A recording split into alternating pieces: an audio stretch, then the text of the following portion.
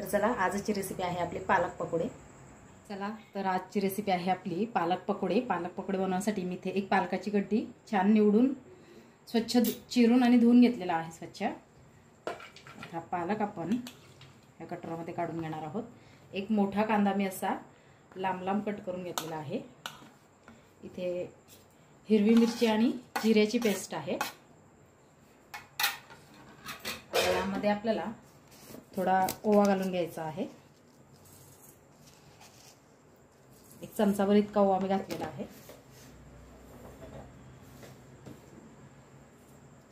इथे मी थोडीशी शोप आणि धणे अशा अदरवदर कुटून घेतलेले आहे, जास्त बारीक नाही केलेले। एक चमचाभर इतकं ते पण घेतलेलं आहे आपण। इथे 2 ते 3 चमचे आपल्याला बेसन घ्यायचं आहे।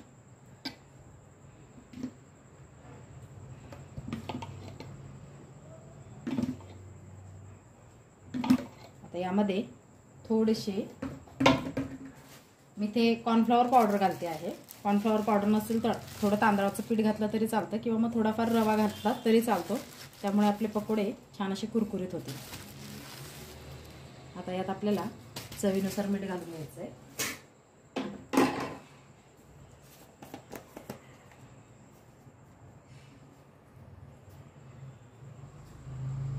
आणि सर्व पदार्थ आता आपल्याला छान असे मिक्स करून घ्यायचे आहेत। थोडी सर्वात शेवटी मी थोडासा चाट मसाला घालणार आहे। एक चमचाभर इतका चाट मसाला मी इथे वापरते आहे।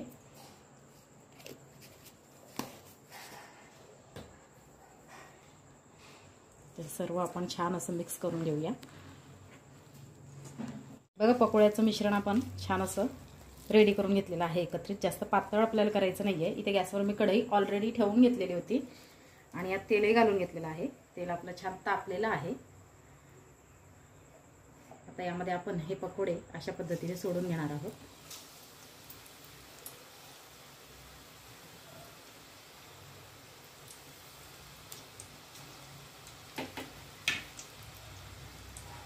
थोडे मोठ्या आकारामध्ये आपल्याला हे पकोडे घ्यायचे आहे।